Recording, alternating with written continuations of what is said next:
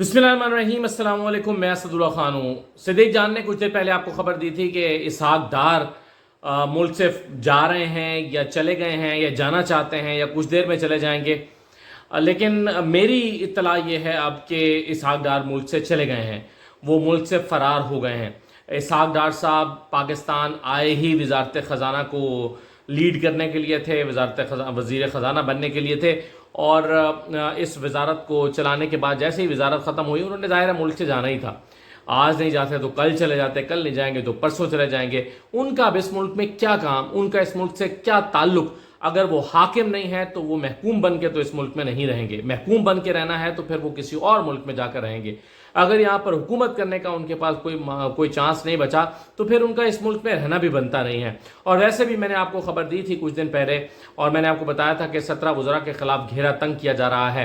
तो एक तो आपने देख लिया कि टाइम पे ही निकलने की मनसूबाबंदी उन्होंने कर ली इसहाक डार साहब ने, और कोई ऐसा वो मौका नहीं किसी को देना चाहते कि उनके खिलाफ को केसेस बने या उनके खिलाफ को घेरा तंग किया जाए। रिस्क नहीं लेना चाहते, रिस्क नहीं ले सकते। रिस्क लेना होता तो क्या नवाज शरीफ साहब जो हैं वो मुल्क में वापस ना आ जाते?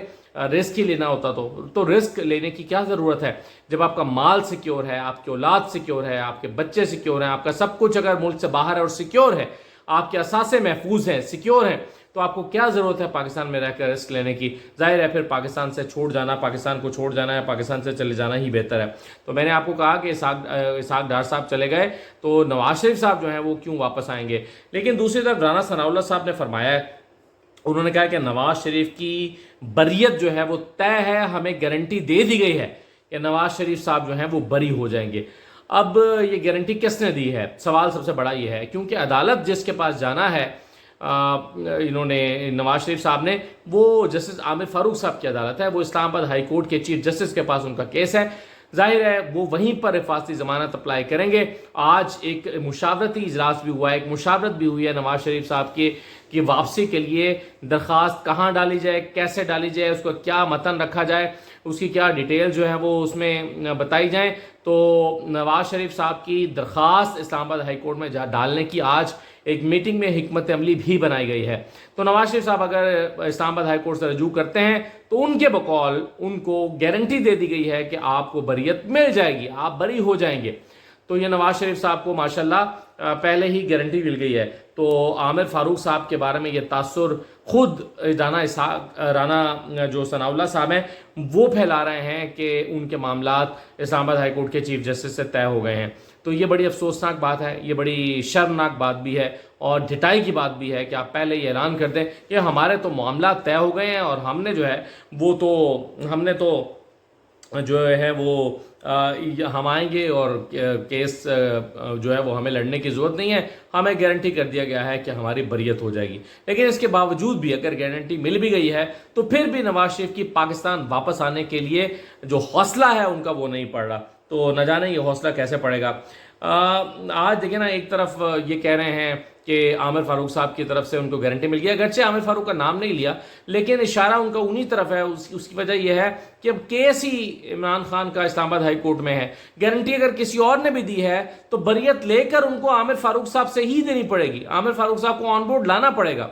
तो अगर कोई इतनी कतियत के साथ कह रहा है कि मुझे गारंटी मिल गई है तो लाजिम बात है कि आमिर फारूक साहब को इन्वॉल्व किए बगैर या उनसे यकीन दहानी हासिल किए बगैर ये राना सनाउल्लाह साहब को जो है वो कॉन्फिडेंस नहीं दिया जा सकता कि आपको बरियत मिल जाएगी। एक तरफ तो ये सूरत हाल है और दूसरी तरफ सूरत हाल यह है कि एक दरख्वास्त आमिर फारूक साहब के पास पड़ी है इमरान खान की कि उनको अटक से अडयाला जेल मुंतकिल किया जाए, और कई दिन हो गए हैं उनकी ये दरख्वास्त टलती आ रही है। आज उस पर समाअत होना थी लेकिन आज भी इसलिए समाअत नहीं हो सकी कि आमिर फारूक साहब जो हैं वो दस्तयाब नहीं है। कुछ दिन पहले आमिर फारूक साहब से कहा गया था नोटिस जारी करके कल समाअत कर लें, तो तब भी उन्होंने कहा था कि मैं दस्तयाब नहीं हूँ, मैंने अपना मेडिकल चेकअप कराना है, और आज भी वो दस्तयाब नहीं थे। अब आप देखेंगे कि आमिर फारूक साहब की छुट्टियाँ जो हैं वो बढ़ती ना चली जाएं आने वाले दिनों में, कि जब ज़रूरत पड़े तो आमिर फारूक साहब का पता चले कि वो दस्तयाब नहीं है। वैसे भी उन्होंने जो केस कि 4-5 दिन के बाद उनको लगाना था, नोटिस देने थे और केस सुनना था अपील पे, वो उनकी अदम दस्तयाबी या मसरूफियत की वजह से वो 14 दिन बाद लगाया गया है। हालांकि उन्होंने खुद कहा था कि 4-5 दिन में लगा देंगे, लेकिन 14 दिन बाद लगाया गया है। तो ये हमारी अदालतों के हाल हैं। تو ایک طرف نواز شریف کو بریت کے لیے گارنٹی دی جا رہی ہے بقول رانا ثناء اللہ، اور دوسری طرف ایک شخص کو اڈیالہ سے اٹک سے اڈیالہ منتقل کرنا ہے اور وہ نہیں ہو پا رہے۔ اچھا، آج عمران خان نے ایک کارکنوں کے لیے بڑا اہم پیغام جاری کیا ہے، اور کارکنوں کے لیے جو پیغام ہے یہ عمیر نیازی صاحب جو ہیں ان کے ذریعے جاری ہوا ہے۔ عمیر نیازی صاحب وہ وکیل ہیں عمران خان کے جو پچھلے دنوں جن پر پرچہ بھی درج ہو گیا تھا، عمران خان سے ملنے گئے تھے تو ان کو ملنے نہیں دیا گیا تھا بلکہ الٹا ان پر پرچہ درج کر دیا گیا تھا۔ آج بہرحال وہ ملنے میں کامیاب ہوئے اور وہ کہتے ہیں کہ یہ میرے الفاظ نہیں ہیں، یہ عمران خان کے الفاظ ہیں کہ میں 1000 سال تک بھی جیل میں رہنا پسند کروں گا لیکن میں سمجھوتا نہیں کروں گا اور میں ہتھیار نہیں ڈالوں گا۔ اور انہوں نے کہا کہ آزادی کے لیے جدوجہد کرنی پڑتی ہے، قربانی دینا پڑتی ہے، اور میں یہ قربانی دینے کے لیے تیار ہوں اور میں اپنی زندگی کی آزادی کی قربانی دینے کے لیے تیار ہوں۔ تو یہ کارکنوں کے لیے عمیر نیازی کے ذریعے کیا پیغام تھا یہ ذرا سن لیجئے۔ اس جیل سیل میں مجھے 1000 سال بھی رہنا پڑے تو میں رہنے کے لیے تیار ہوں۔ یہ میرے اپنے لفظ نہیں ہیں، یہ ان کے لفظ ہیں۔ کہتے کہ آزادی کے لیے قربانی دینی پڑتی ہے، میں نے وہ قربانی دی ہے اور میں یہ قربانی دینے کے لیے تیار ہوں اور تیار رہوں گا۔ تو اب ایز اے نیشن اب ہم نے ڈیسائیڈ کرنا ہے کہ جمہوریت کے لیے ہم یہ قربانی دینا چاہتے ہیں کہ نہیں دینا چاہتے۔ اگر غلام بن کے زندگی گزارنی ہے تو آپ کا اپنا مسئلہ ہے۔ دوسرا تو یہ عمران خان کا اپنے کارکنوں کے لیے پیغام تھا۔ ظاہر ہے انہوں نے یہ تو نہیں کہا کہ باہر نکلیں اور میری رہائی کے لیے احتجاج کریں، لیکن انہوں نے کہا کہ قربانی دینا پڑتی ہے، اور ظاہر ہے انہوں نے اس پیغام چھپا ہوا ان کا یہ تھا کہ ثابت قدم رہیں اور جن کارکنوں پر سختیاں آ رہی ہیں ان سختیوں کو برداشت کر لیں لیکن اپنے اصولوں پر سمجھوتا نہ کریں۔ تو بہرحال یہ عمران خان کا پیغام جو ہے وہ آج جیل سے پہلا پیغام کارکنوں کے لیے آج سامنے آیا ہے۔ آج عمر ایوب صاحب نے بھی ایک ٹویٹ کی ہے اور انہوں نے ٹویٹ میں بتایا کہ محسن لغاری صاحب جو ہیں جو پی ٹی آئی کے رہنما ہیں، سابق وزیر خزانہ ہیں، ان کے 28 سالہ بیٹے عمر لغاری کو آنکھوں پر پٹی باندھ کر اور مارتے ہوئے گھسیٹتے ہوئے ان کو گرفتار کیا گیا ہے، اور وہ کہتے ہیں کہ جی ان پر دباؤ ڈالا گیا ہے کہ اپنے باپ سے کہو کہ پارٹی چھوڑ دے۔ ایک ویڈیو پیغام ریکارڈ کرا ہے کہ میں پی ٹی آئی چھوڑنے کا اعلان کر رہا ہوں، اور اس کے نتیجے میں جو ہے وہ محسن لغاری صاحب جو ہے وہ اگر یہ اعلان کرتے ہیں تو تمہیں چھوڑ دیا جائے گا۔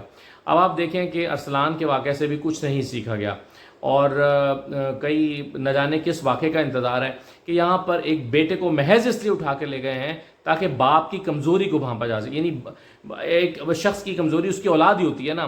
محسن لغاری کو اٹھانے کے بجائے ان کے بیٹے کو اٹھا لیا گیا تاکہ ان کا دل نرم پڑ جائے اور وہ مجبور ہو جائیں اپنے بیٹے کی خاطر کہ اس کو مارے نہ، کیونکہ بیٹے کو تو کوئی جان سے مارنا تو چلے ایک بہت ایکسٹریم ہے، اگر آپ کے بیٹے کو یا اولاد کو کوئی تھپڑ بھی مارے، اس کی انسلٹ بھی کرے تو آپ کا دل نرم پڑ جاتا ہے۔ تو ایک شخص کے بیٹے کو مار پیٹ کر کے آنکھوں پہ پٹی باندھ کر لے جایا گیا ہے، تو ظاہر ہے یہ اس کا مقصد صرف یہ ہے کہ اس کا باپ جو ہے یہ سب کچھ برداشت نہ کر سکے اور وہ سمجھوتا کرنے کو تیار ہو جائے اور واقعی ایک ویڈیو پیغام جاری کرے کہ جی میں عمران خان کی مذمت کرتا ہوں اور میں اس کا ساتھ چھوڑتا ہوں۔ تو یہ عمر ایوب صاحب نے جو ہے وہ ٹویٹ کی ہے اور اس کو بڑا افسوسناک قرار دیا ہے۔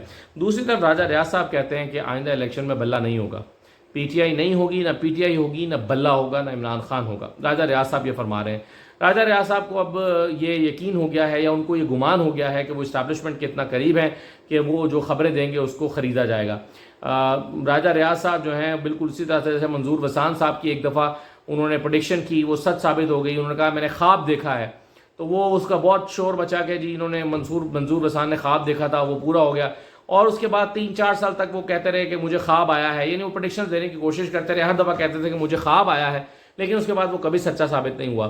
تو راجہ ریاض صاحب کا بھی ایک ہی زندگی کا میرا خیال ہے اہم ترین ان کی ذمہ داری یہی تھی کہ نگران وزیر اعظم کا اعلان ان کے ہاتھ سے ہونا تھا یا ریکمنڈیشن ان کے ہاتھ سے ہونی تھی۔ وہ اس پہ اتنا خوش ہیں کہ اب وہ بتاتے جا رہے ہیں کہ مجھے خواب آیا ہے، میں نے یہ دیکھا ہے، مجھے یہ پتہ چلا ہے۔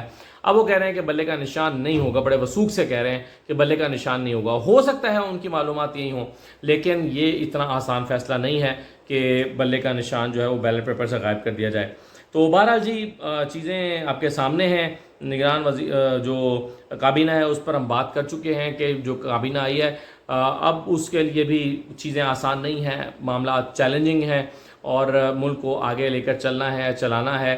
لیکن یہ جو باتیں ہو رہی ہیں کہ یہ انڈیفینٹ پیریڈ کے لیے یہ حکومت آ گئی ہے، کامران خان کہہ رہے ہیں کہ پتہ نہیں کب الیکشن ہوں گے اور یہ کتنے عرصے کے لیے آئی ہے، ہارون رشید صاحب نے ٹویٹ کی ہوئی ہے، وہ کہہ رہے ہیں کہ جی ایک ہی صورت میں الیکشن ہوں گے اگر عمران خان کی اسٹیبلشمنٹ سے صلح ہو جائے، اگر صلح نہیں ہوگی تو اس کا مطلب یہ ہوا کہ عمران خان جیتنے کا خطرہ موجود رہے گا، اور عمران خان کے جیتنے کا خطرہ کوئی مول نہیں لے سکتا، اس لیے بہتر یہ ہے کہ الیکشن ہی نہ کراؤ۔ اس کا مطلب یہ ہوا کہ مرتضی سولنگی غیر معینہ مدت تک کے لیے نگران وزیر اطلاعات بنے ہیں۔ اس کا مطلب یہ ہوا کہ کاکڑ صاحب جو ہیں وہ غیر معینہ مدت تک کے لیے وزیر اعظم بنے ہیں، انوار اللہ کاکڑ صاحب۔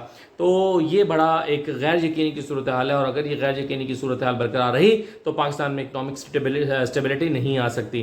اگر یہ غیر یقینی کی صورتحال برقرار رکھی گئی کہ جی کتنے عرصے کے لیے ہے، 6 مہینے کے لیے ہے، سال کے لیے ہے، 2 سال کے لیے، یا تو اناؤنس کریں کہ 3 سال کے لیے الیکشن نہیں ہے، تاکہ جس نے انویسٹ کرنا ہے 3 سال کے لیے انویسٹ کرے، جسے کاروبار کرنا ہے وہ کاروبار کرے، کوئی تو اسٹیبلٹی آئے، کچھ پتہ تو چلے کہ کیا ہو رہا ہے، اور کسی کا کوئی اعتماد تو قائم ہو۔ یہاں تو کسی کو پتہ ہی نہیں ہے کہ اگلے 5 مہینے میں کیا ہوگا، اگلے 6 مہینے میں کیا ہوگا، اگلے 1 سال میں کیا ہوگا، کسی کو اندازہ ہی نہیں ہے۔ تو یہ انسٹیبلٹی جو ہے یہ اکنامک اسٹیبلٹی کی طرف نہیں لے جا سکتی ہے ملک کو۔ اس لیے یہ جو پھیلائی جاتی ہیں باتیں کہ جی غیر معینہ مدت تک کے لیے آ گیا، 4 سال کے لیے آ گیا، 2 سال کے لیے آ گیا، 3 سال کے لیے سیٹ اپ آ گیا، الیکشن تو 2024 کے آخر تک نہیں ہوں گے، اس طرح کی باتوں سے ملک مزید جو ہے وہ غیر یقینی صورتحال کا شکار ہوگا، جو پاکستان کے لیے بالکل اچھی نہیں ہے۔